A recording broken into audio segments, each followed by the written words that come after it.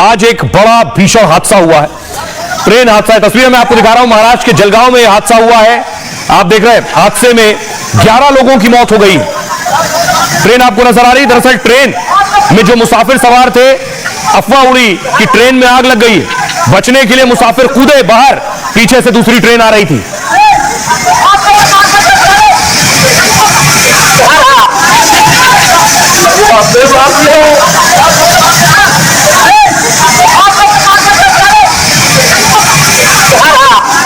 एक और तस्वीर आप देख रहे हैं, जलगांव में हादसा हुआ उसके बाद की तस्वीर है। ट्रेन आप देख रहे हैं, पीछे से कर्नाटक एक्सप्रेस आ रही थी। बताया जाता है लोग अपनी जान बचाने के लिए ट्रेन से कूदे हैं बाहर और परांडा स्टेशन पर यह हादसा हुआ है। जान बचाने के लिए जैसे ही ट्रैक पर आया, पीछे से आ रही जो ट्रेन थी वो लोगों को कुचलते हुए आगे निकल गई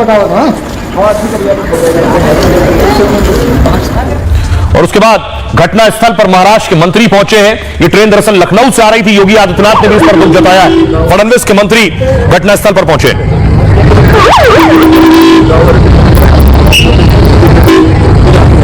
तो आइए आपको बताऊं ये हादसा दरअसल हुआ कैसे, ये ट्रेन कहां से आ रही थी और इस हादसे से जुड़ी जो डिटेल मिल रही है, अभी फिलहाल 11 लोगों की मौत हुई है, खबर मिल रही।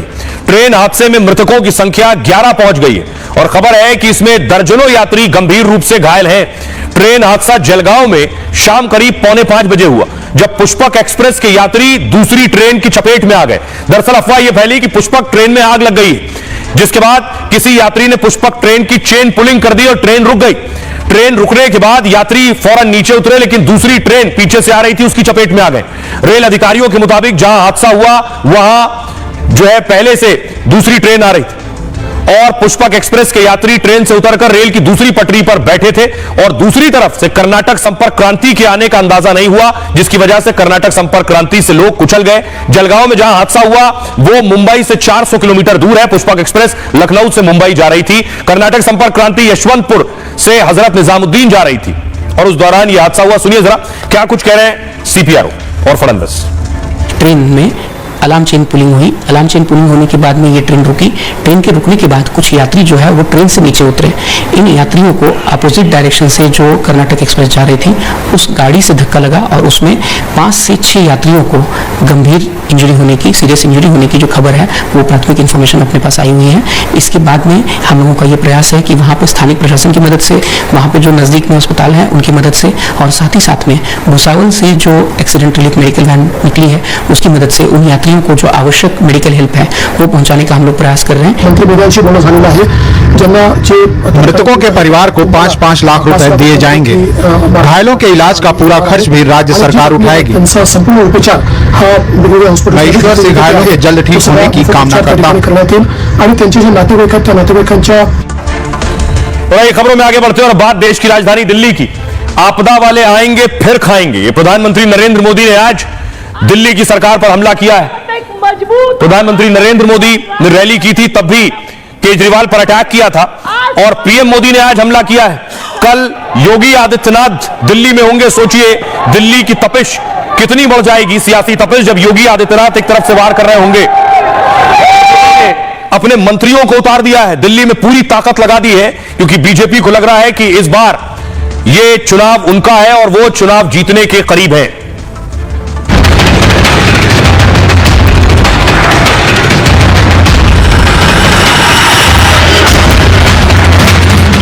बार या पार की लड़ाई है। आपको रोकने के लिए बीजेपी ने सारे घोड़े खोल दिए हैं। प्रधानमंत्री मोदी ने खुद चुनाव कैंपेन की कमान अपने हाथ में ले ली है। मोदी ने 3 जनवरी को पहली रैली की, 3 चुनावी रैलियां और करेंगे। आज कार्यकर्ताओं से बात की जिसमें निशाने पर केजरीवाल रहे। इस बीच बीजेपी ने मानहानि का नोटिस भेजकर मुश्किल और बढ़ा दी है। दिल्ली के पूर्व मुख्यमंत्री अरविंद केजरीवाल के ऊपर और पंजाब के मुख्यमंत्री भगवंत मान के ऊपर में 100 करोड़ रुपए का मानहानि का मुकदमा दर्ज कर रहा हूं। दोनों के ऊपर में 50-50 करोड़ रुपए का।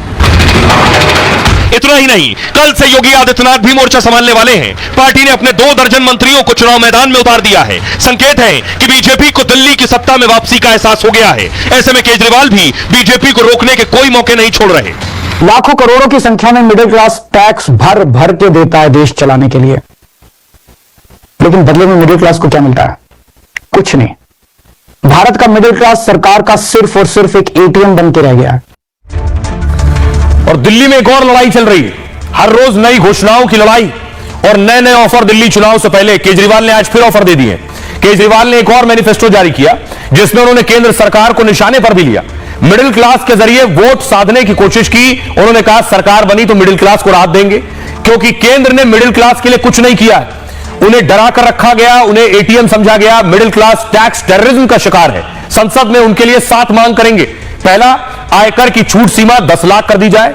दूसरा, शिक्षा का बजट 2% से बढ़ाकर 10% किया जाए और प्राइवेट स्कूलों की फीस पर लगाम लगे। तीसरा, उच्च शिक्षा के लिए सब्सिडी स्कॉलरशिप मिले।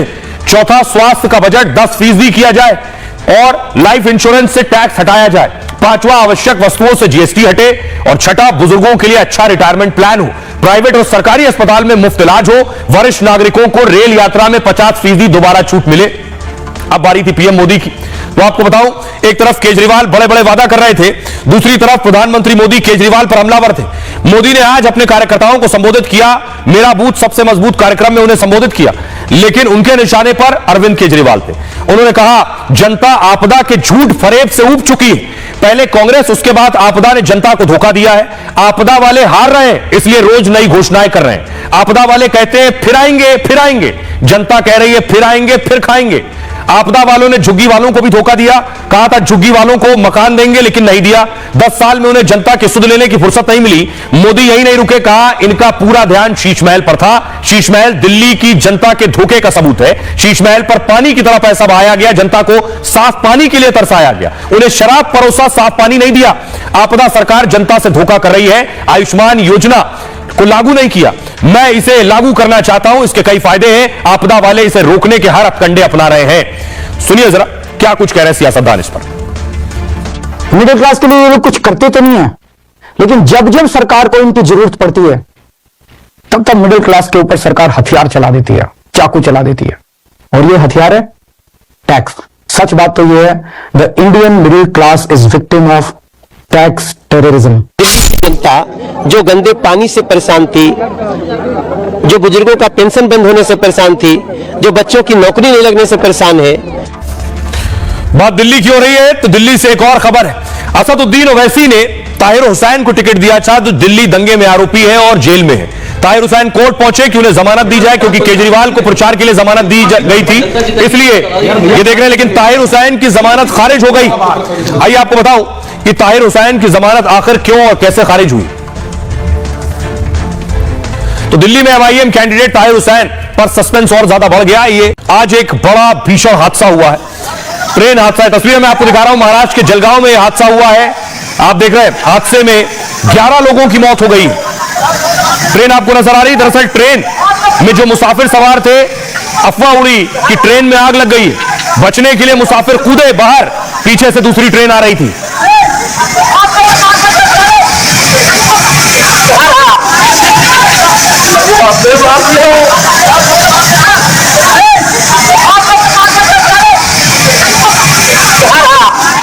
एक और तस्वीर आप देख रहे हैं, जलगांव में हादसा हुआ उसके बाद की तस्वीर है। ट्रेन आप देख रहे हैं, पीछे से कर्नाटक एक्सप्रेस आ रही थी। बताया जाता है लोग अपनी जान बचाने के लिए ट्रेन से कूदे हैं बाहर, और परांडा स्टेशन पर यह हादसा हुआ है। जान बचाने के लिए जैसे ही ट्रैक पर आए, पीछे से आ रही जो ट्रेन थी वो लोगों को कुचलते हुए आगे निकल गई, और उसके बाद घटना स्थल पर महाराष्ट्र के मंत्री पहुंचे हैं। ये ट्रेन दरअसल लखनऊ से आ रही थी। योगी आदित्यनाथ ने भी इस पर दुख जताया है। फडणवीस के मंत्री घटना स्थल पर पहुंचे।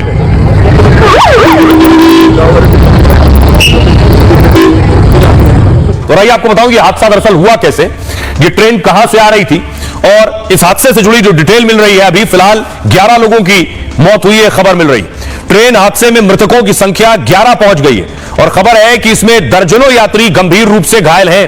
ट्रेन हादसा जलगांव में शाम करीब 4:45 बजे हुआ, जब पुष्पक एक्सप्रेस के यात्री दूसरी ट्रेन की चपेट में आ गए। दरअसल अफवाह यह फैली कि पुष्पक ट्रेन में आग लग गई, जिसके बाद किसी यात्री ने पुष्पक ट्रेन की चेन पुलिंग कर दी और ट्रेन रुक गई। ट्रेन रुकने के बाद यात्री फौरन नीचे उतरे, लेकिन दूसरी ट्रेन पीछे से आ रही थी, उसकी चपेट में आ गए। रेल अधिकारियों के मुताबिक जहां हादसा हुआ वहां जो है पहले से दूसरी ट्रेन आ रही थी, और पुष्पक एक्सप्रेस के यात्री ट्रेन से उतरकर रेल की दूसरी पटरी पर बैठे थे और दूसरी तरफ से कर्नाटक संपर्क क्रांति के आने का अंदाजा नहीं हुआ, जिसकी वजह से कर्नाटक संपर्क क्रांति से लोग कुचल गए। जलगांव में जहां हादसा हुआ वो मुंबई से 400 किलोमीटर दूर है। पुष्पक एक्सप्रेस लखनऊ से मुंबई जा रही थी। कर्नाटक संपर्क क्रांति यशवंतपुर से हजरत निजामुद्दीन जा रही थी और उस दौरान यह हादसा हुआ। सुनिए जरा क्या कुछ कह रहे हैं सीपीआरओ और फडणवीस। ट्रेन में अलार्म चेन पुलिंग हुई। अलार्म चेन पुलिंग होने के बाद में ये ट्रेन रुकी। ट्रेन के रुकने के बाद कुछ यात्री जो है वो ट्रेन से नीचे उतरे। इन यात्रियों को अपोजिट डायरेक्शन से जो कर्नाटक एक्सप्रेस जा रही थी उस गाड़ी से धक्का लगा और उसमें 5 से 6 यात्रियों को गंभीर इंजरी होने की, सीरियस इंजरी होने की जो खबर है वो प्राथमिक इंफॉर्मेशन अपने पास आई हुई है। इसके बाद में हम लोगों का ये प्रयास है कि वहाँ पे स्थानिक प्रशासन की मदद से, वहाँ पे जो नज़दीक में अस्पताल है उनकी मदद से और साथ ही साथ में भुसावल से जो एक्सीडेंट रिलीफ मेडिकल वैन निकली है उसकी मदद से उन यात्रियों को जो आवश्यक मेडिकल हेल्प है वो पहुंचाने का हम लोग प्रयास कर रहे हैं। मंत्री मेदांशी बोलणं झालेलं आहे ज्यांना जे मृतकों के परिवार को 5-5 लाख रुपए दिए जाएंगे। घायलों के इलाज का पूरा खर्च भी राज्य सरकार उठाएगी। त्यांचा संपूर्ण उपचार हा वेगवेगळ्या मैं ईश्वर से घायलों के जल्द ठीक होने की कामना करता हूं। करण्यात येईल आणि त्यांचे जे नातेवाईक आहेत त्या नातेवाईकांच्या बड़ी खबरों में आगे बढ़ते हैं और बात देश की राजधानी दिल्ली की। आपदा वाले आएंगे फिर खाएंगे, ये प्रधानमंत्री नरेंद्र मोदी ने आज दिल्ली की सरकार पर हमला किया है। प्रधानमंत्री नरेंद्र मोदी ने रैली की थी तब भी केजरीवाल पर अटैक किया था और पीएम मोदी ने आज हमला किया है। कल योगी आदित्यनाथ दिल्ली में होंगे। सोचिए दिल्ली की तपिश कितनी बढ़ जाएगी, सियासी तपिश, जब योगी आदित्यनाथ एक तरफ से वार कर रहे होंगे। अपने मंत्रियों को उतार दिया है, दिल्ली में पूरी ताकत लगा दी है क्योंकि बीजेपी को लग रहा है कि इस बार ये चुनाव उनका है और वो चुनाव जीतने के करीब है।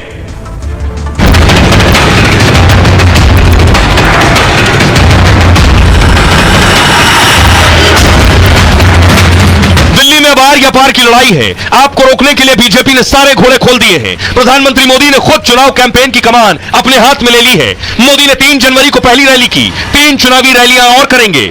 आज कार्यकर्ताओं से बात की जिसमें निशाने पर केजरीवाल रहे। इस बीच बीजेपी ने मानहानि का नोटिस भेजकर मुश्किल और बढ़ा दी है। दिल्ली के पूर्व मुख्यमंत्री अरविंद केजरीवाल के ऊपर और पंजाब के मुख्यमंत्री भगवंत मान के ऊपर में 100 करोड़ रुपए का मानहानि का मुकदमा दर्ज कर रहा हूं। दोनों के ऊपर में 50-50 करोड़ रुपए का। इतना ही नहीं, कल से योगी आदित्यनाथ भी मोर्चा संभालने वाले हैं। पार्टी ने अपने 2 दर्जन मंत्रियों को चुनाव मैदान में उतार दिया है। संकेत है कि बीजेपी को दिल्ली की सत्ता में वापसी का एहसास हो गया है। ऐसे में केजरीवाल भी बीजेपी को रोकने के कोई मौके नहीं छोड़ रहे। लाखों करोड़ों की संख्या में मिडिल क्लास टैक्स भर भर के देता है देश चलाने के लिए, लेकिन बदले में मिडिल क्लास को क्या मिलता है? कुछ नहीं। भारत का मिडिल क्लास सरकार का सिर्फ और सिर्फ एक एटीएम बन के रह गया है। और दिल्ली में एक और लड़ाई चल रही है, हर रोज नई घोषणाओं की लड़ाई और नए नए ऑफर। दिल्ली चुनाव से पहले केजरीवाल ने आज फिर ऑफर दे दिए। केजरीवाल ने एक और मैनिफेस्टो जारी किया जिसमें उन्होंने केंद्र सरकार को निशाने पर भी लिया। मिडिल क्लास के जरिए वोट साधने की कोशिश की। उन्होंने कहा सरकार बनी तो मिडिल क्लास को राहत देंगे, क्योंकि केंद्र ने मिडिल क्लास के लिए कुछ नहीं किया। उन्हें डरा कर रखा गया, उन्हें एटीएम समझा गया। मिडिल क्लास टैक्स टेररिज्म का शिकार है। संसद में उनके लिए 7 मांग करेंगे। पहला, आयकर की छूट सीमा 10 लाख कर दी जाए। दूसरा, शिक्षा का बजट 2% से बढ़ाकर 10% किया जाए और प्राइवेट स्कूलों की फीस पर लगाम लगे। तीसरा, उच्च शिक्षा के लिए सब्सिडी स्कॉलरशिप मिले। चौथा, स्वास्थ्य का बजट 10% किया जाए और लाइफ इंश्योरेंस से टैक्स हटाया जाए। पांचवा, आवश्यक वस्तुओं से जीएसटी हटे। और छठा, बुजुर्गों के लिए अच्छा रिटायरमेंट प्लान हो, प्राइवेट और सरकारी अस्पताल में मुफ्त इलाज हो, वरिष्ठ नागरिकों को रेल यात्रा में 50% दोबारा छूट मिले। अब बारी थी पीएम मोदी की। तो आपको बताऊं, एक तरफ केजरीवाल बड़े बड़े वादा कर रहे थे, दूसरी तरफ प्रधानमंत्री मोदी केजरीवाल पर हमलावर थे। मोदी ने आज अपने कार्यकर्ताओं को संबोधित किया, मेरा बूथ सबसे मजबूत कार्यक्रम में उन्हें संबोधित किया, लेकिन उनके निशाने पर अरविंद केजरीवाल थे। उन्होंने कहा जनता आपदा के झूठ फरेब से ऊब चुकी है। पहले कांग्रेस, उसके बाद आपदा ने जनता को धोखा दिया है। आपदा वाले हार रहे हैं, इसलिए रोज नई घोषणाएं कर रहे हैं। आपदा वाले कहते हैं फिर आएंगे फिर आएंगे, जनता कह रही है फिर आएंगे फिर खाएंगे। आपदा वालों ने झुग्गी वालों को भी धोखा दिया, कहा था झुग्गी वालों को मकान देंगे, लेकिन नहीं दिया। 10 साल में उन्हें जनता की सुध लेने की फुर्सत नहीं मिली। मोदी यही नहीं रुके, कहा इनका पूरा ध्यान शीश महल पर था। शीश महल दिल्ली की जनता के धोखे का सबूत है। शीश महल पर पानी की तरह पैसा बहाया गया, जनता को साफ पानी के लिए तरसाया गया, उन्हें शराब परोसा, साफ पानी नहीं दिया। आपदा सरकार जनता से धोखा कर रही है। आयुष्मान योजना को लागू नहीं किया, मैं इसे लागू करना चाहता हूं, इसके कई फायदे हैं। आपदा वाले इसे रोकने के हर हथकंडे अपना रहे हैं। सुनिए जरा क्या कुछ कह रहे हैं सियासतदान इस पर। मिडिल क्लास के लिए ये लोग कुछ करते तो नहीं है, लेकिन जब जब सरकार को इनकी जरूरत पड़ती है तब तब मिडिल क्लास के ऊपर सरकार हथियार चला देती है, चाकू चला देती है, और ये हथियार है टैक्स। सच बात तो ये है, the Indian middle class is victim of tax terrorism. Delhi की जनता जो गंदे पानी से परेशान थी, जो बुजुर्गों का पेंशन बंद होने से परेशान थी, जो बच्चों की नौकरी नहीं लगने से परेशान है। बात दिल्ली की हो रही है तो दिल्ली से एक और खबर है। असदुद्दीन ओवैसी ने ताहिर हुसैन को टिकट दिया था, जो दिल्ली दंगे में आरोपी है और जेल में है। ताहिर हुसैन कोर्ट पहुंचे कि उन्हें जमानत दी जाए, क्योंकि केजरीवाल को प्रचार के लिए जमानत दी गई थी, इसलिए ये देख रहे हैं। लेकिन ताहिर हुसैन की जमानत खारिज हो गई। आइए आपको बताऊं कि ताहिर हुसैन की जमानत आखिर क्यों और कैसे खारिज हुई। तो दिल्ली में एमआईएम कैंडिडेट ताहिर हुसैन पर सस्पेंस और ज्यादा बढ़ गया। ये आज एक बड़ा भीषण हादसा हुआ है, ट्रेन हादसा है। तस्वीर मैं आपको दिखा रहा हूं, महाराष्ट्र के जलगांव में यह हादसा हुआ है। आप देख रहे हैं, हादसे में 11 लोगों की मौत हो गई। ट्रेन आपको नजर आ रही, दरअसल ट्रेन में जो मुसाफिर सवार थे, अफवाह उड़ी कि ट्रेन में आग लग गई। बचने के लिए मुसाफिर कूदे बाहर, पीछे से दूसरी ट्रेन आ रही थी।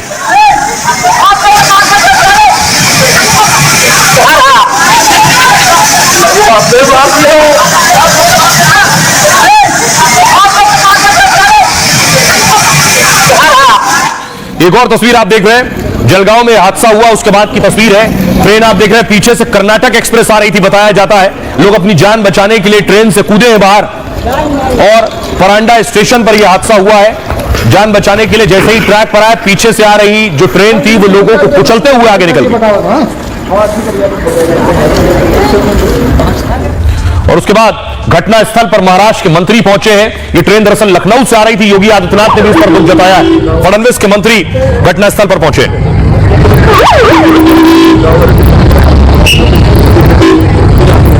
तो आइए आपको बताऊं कि हादसा दरअसल हुआ कैसे, ये ट्रेन कहां से आ रही थी, और इस हादसे से जुड़ी जो डिटेल मिल रही है, अभी फिलहाल 11 लोगों की मौत हुई है, खबर मिल रही है। ट्रेन हादसे में मृतकों की संख्या 11 पहुंच गई है, और खबर है कि इसमें दर्जनों यात्री गंभीर रूप से घायल हैं। ट्रेन हादसा जलगांव में शाम करीब 4:45 बजे हुआ, जब पुष्पक एक्सप्रेस के यात्री दूसरी ट्रेन की चपेट में आ गए। दरअसल अफवाह यह फैली कि पुष्पक ट्रेन में आग लग गई, जिसके बाद किसी यात्री ने पुष्पक ट्रेन की चेन पुलिंग कर दी और ट्रेन रुक गई। ट्रेन रुकने के बाद यात्री फौरन नीचे उतरे, लेकिन दूसरी ट्रेन पीछे से आ रही थी, उसकी चपेट में आ गए। रेल अधिकारियों के मुताबिक जहां हादसा हुआ वहां जो है पहले से दूसरी ट्रेन आ रही थी, और पुष्पक एक्सप्रेस के यात्री ट्रेन से उतरकर रेल की दूसरी पटरी पर बैठे थे, और दूसरी तरफ से कर्नाटक संपर्क क्रांति के आने का अंदाजा नहीं हुआ, जिसकी वजह से कर्नाटक संपर्क क्रांति से लोग कुचल गए। जलगांव में जहां हादसा हुआ वो मुंबई से 400 किलोमीटर दूर है। पुष्पक एक्सप्रेस लखनऊ से मुंबई जा रही थी। कर्नाटक संपर्क क्रांति यशवंतपुर से हजरत निजामुद्दीन जा रही थी, और उस दौरान यह हादसा हुआ। सुनिए जरा क्या कुछ कह रहे हैं सीपीआरओ और फडणवीस। ट्रेन में अलार्म चेन पुलिंग हुई। अलार्म चेन पुलिंग होने के बाद में ये ट्रेन रुकी। ट्रेन के रुकने के बाद कुछ यात्री जो है वो ट्रेन से नीचे उतरे। इन यात्रियों को अपोजिट डायरेक्शन से जो कर्नाटक एक्सप्रेस जा रही थी उस गाड़ी से धक्का लगा, और उसमें 5 से 6 यात्रियों को गंभीर इंजरी होने की, सीरियस इंजरी होने की जो खबर है वो प्राथमिक इन्फॉर्मेशन अपने पास आई हुई है। इसके बाद में हम लोगों का ये प्रयास है कि वहाँ पे स्थानिक प्रशासन की मदद से, वहाँ पे जो नज़दीक में अस्पताल है उनकी मदद से, और साथ ही साथ में भुसावल से जो एक्सीडेंट रिलीफ मेडिकल वैन निकली है उसकी मदद से उन यात्रियों को जो आवश्यक मेडिकल हेल्प है वो पहुंचाने का हम लोग प्रयास कर रहे हैं। मंत्री मेदांशी बोलणं झालेलं आहे, ज्यांना जे मृतकों के परिवार को 5-5 लाख रुपए दिए जाएंगे। घायलों के इलाज का पूरा खर्च भी राज्य सरकार उठाएगी। त्यांचा संपूर्ण उपचार हा वेगवेगळ्या हॉस्पिटल मैं ईश्वर से घायलों के जल्द ठीक होने की कामना करता हूं। करण्यात येईल, आणि त्यांचे जे नातेवाईक आहेत त्या नातेवाईकांच्या खबरों में आगे बढ़ते हैं, और बात देश की राजधानी दिल्ली की। आपदा वाले आएंगे फिर खाएंगे, ये प्रधानमंत्री नरेंद्र मोदी ने आज दिल्ली की सरकार पर हमला किया है। प्रधानमंत्री नरेंद्र मोदी ने रैली की थी, तब भी केजरीवाल पर अटैक किया था, और पीएम मोदी ने आज हमला किया है। कल योगी आदित्यनाथ दिल्ली में होंगे। सोचिए दिल्ली की तपिश कितनी बढ़ जाएगी, सियासी तपिश, जब योगी आदित्यनाथ एक तरफ से वार कर रहे होंगे। अपने मंत्रियों को उतार दिया है, दिल्ली में पूरी ताकत लगा दी है, क्योंकि बीजेपी को लग रहा है कि इस बार ये चुनाव उनका है और वो चुनाव जीतने के करीब है।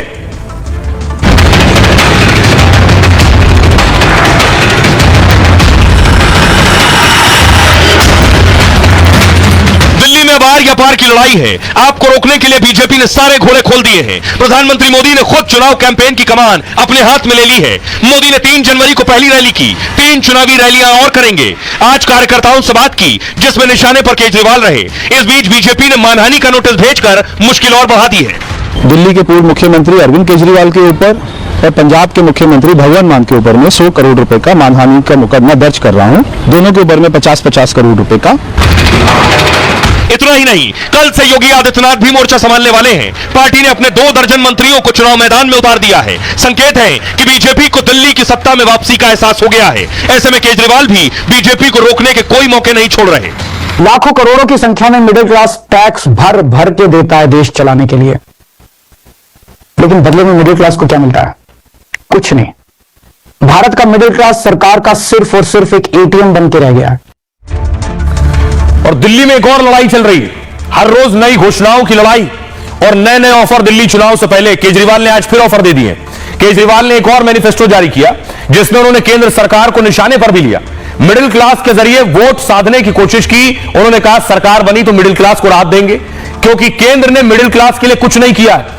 उन्हें डरा कर रखा गया, उन्हें एटीएम समझा गया। मिडिल क्लास टैक्स टेररिज्म का शिकार है। संसद में उनके लिए 7 मांग करेंगे। पहला, आयकर की छूट सीमा 10 लाख कर दी जाए। दूसरा, शिक्षा का बजट 2% से बढ़ाकर 10% किया जाए और प्राइवेट स्कूलों की फीस पर लगाम लगे। तीसरा, उच्च शिक्षा के लिए सब्सिडी स्कॉलरशिप मिले। चौथा, स्वास्थ्य का बजट 10% किया जाए और लाइफ इंश्योरेंस से टैक्स हटाया जाए। पांचवा, आवश्यक वस्तुओं से जीएसटी हटे। और छठा, बुजुर्गों के लिए अच्छा रिटायरमेंट प्लान हो। प्राइवेट और सरकारी अस्पताल में मुफ्त इलाज हो। वरिष्ठ नागरिकों को रेल यात्रा में 50% दोबारा छूट मिले। अब बारी थी पीएम मोदी की।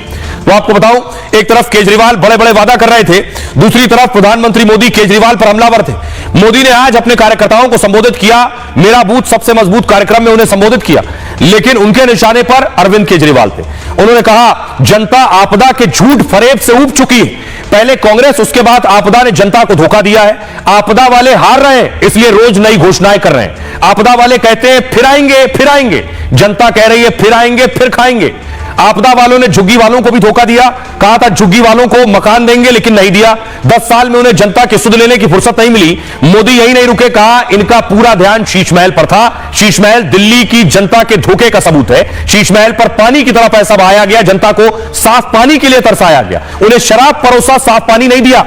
आपदा सरकार जनता से धोखा कर रही है। आयुष्मान योजना को लागू नहीं किया, मैं इसे लागू करना चाहता हूं, इसके कई फायदे हैं। आपदा वाले इसे रोकने के हर हथकंडे अपना रहे हैं। सुनिए जरा क्या कुछ कह रहे हैं सियासतदान इस पर। मिडिल क्लास के लिए ये लोग कुछ करते तो नहीं है, लेकिन जब जब सरकार को इनकी जरूरत पड़ती है तब तब मिडिल क्लास के ऊपर सरकार हथियार चला देती है, चाकू चला देती है।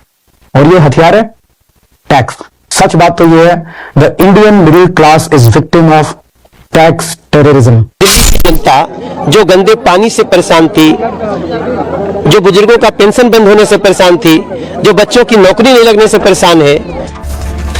बात दिल्ली की हो रही है तो दिल्ली से एक और खबर है। असदुद्दीन ओवैसी ने ताहिर हुसैन को टिकट दिया था, जो दिल्ली दंगे में आरोपी है और जेल में है। ताहिर हुसैन कोर्ट पहुंचे कि उन्हें जमानत दी जाए, क्योंकि केजरीवाल को प्रचार के लिए जमानत दी गई थी, इसलिए ये देख रहे हैं। लेकिन ताहिर हुसैन की जमानत खारिज हो गई। आइए आपको बताऊं कि ताहिर हुसैन की जमानत आखिर क्यों और कैसे खारिज हुई। तो दिल्ली में एमआईएम कैंडिडेट ताहिर हुसैन पर सस्पेंस और ज्यादा बढ़ गया।